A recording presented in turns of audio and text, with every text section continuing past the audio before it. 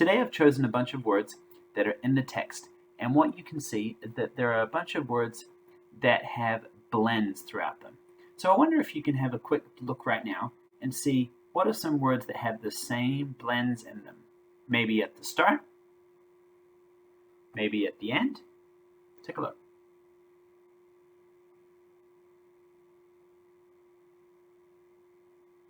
Okay, let's see. Let's start with some beginning blends.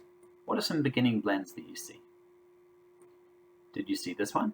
There's blah and blah for black and blanket. So let's put those two together. We've got blah and blah, and those two can go together. Black and blanket.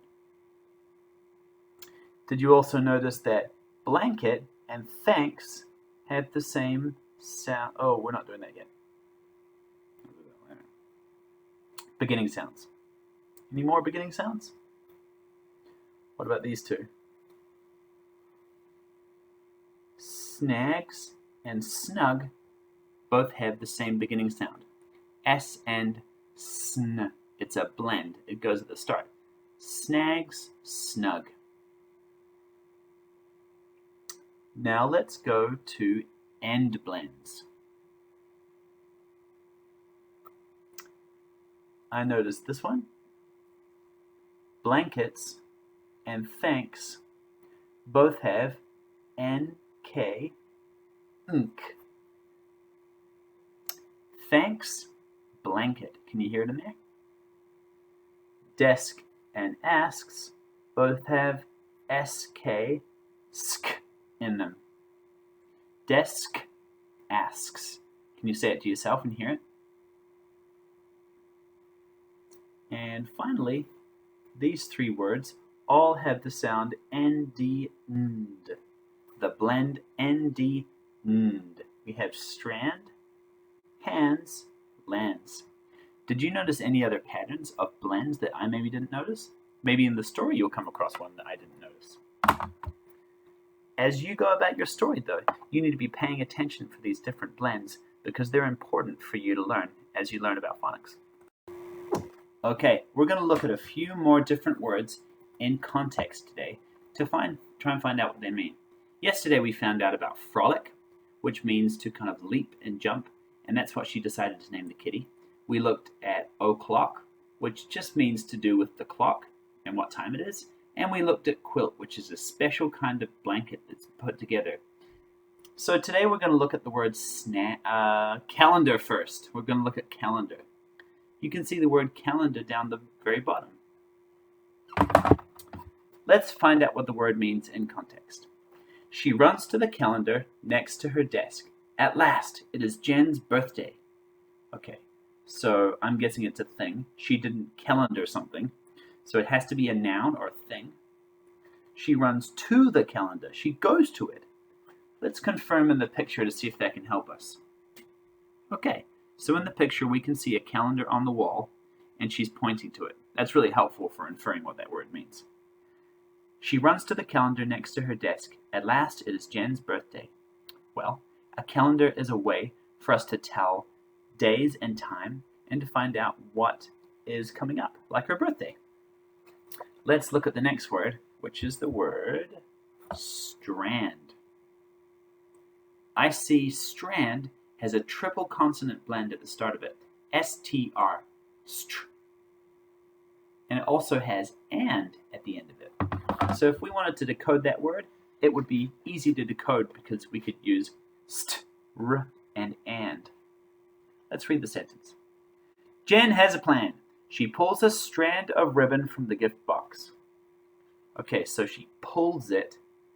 Pulling was the thing, the action, and strand was something that she pulled. But it's strand of ribbon. So strand goes together with ribbon. It's something to do with the ribbon. I'm guessing what it means is a strand is the part of the ribbon that she pulls. So it's not the whole ribbon, it's just part of it. Can you think of what it would look like if you pulled a strand of your shoelace? She pulls a strand of ribbon from the gift box. Okay, let's confirm with the picture to see if we're right. Okay, so this part here that she's pulling is just a strand. And finally, we look at the word snags. Let's take a look at it. Here it is. Snags. I can see a word inside the word snags, which is the word nag, like when you complain. So let's read it within the sentence. Jen drags the kitten on the rug next to the bed. The kitten runs out and snags the ribbon. He jumps and twists and flips as he runs after it. Ooh, I see drags as well, and drags rhymes with snags. That's helpful, but not what we're talking about. The kitten runs out and snags the ribbon. So it's something that she's doing, therefore it has to be an action. It's an action that she takes. But what's she actually doing? Let's confirm in the picture. This one might not be helping us so much. Remember that we said yesterday that if you are struggling with a word, but you've still tried to work it out, it's okay to say, I've tried this word, I still can't figure out what it means. So can you help me with the word? Yes. Snag means to, I'm getting strand and snag confused. Snag means to catch on to something and get hooked on it and pull it along. Like you could snag a fish on your hook. You could get something snagged between your teeth because you've got some food snagged in between there. Or you might get your nail cut that might get snagged on a piece of cotton or ribbon. So there are lots of meanings for the word snag. Let's take a look through the story and try and see some things that tell us a little bit more so we can dig deeper into the story. I'm going to ask you some questions about the text. Here it shows that she jumps out of bed.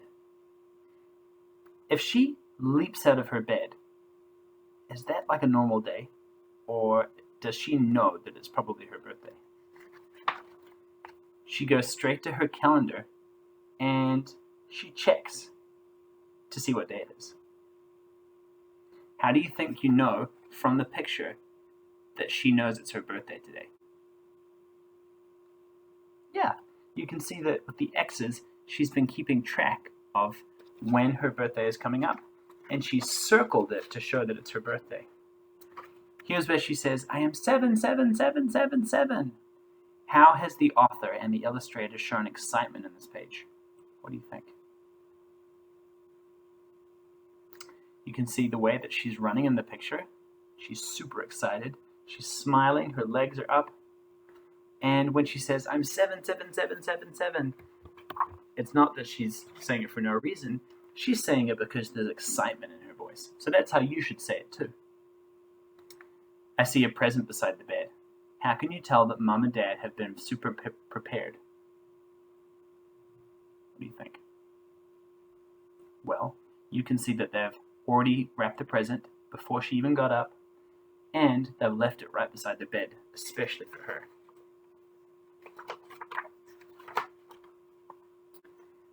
When she opens the present, it's a cat. Do you think Jen knew that she was going to get a cat before she opened the present? And if you think that, how do you know?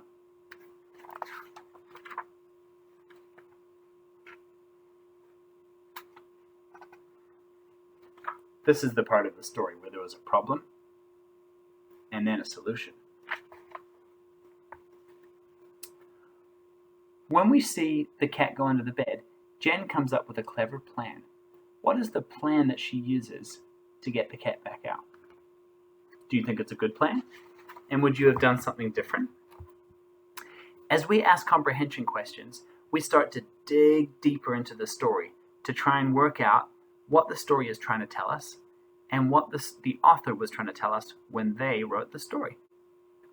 Okay, it's time for you to go and read Jen's Best Gift Ever by yourself. Happy reading!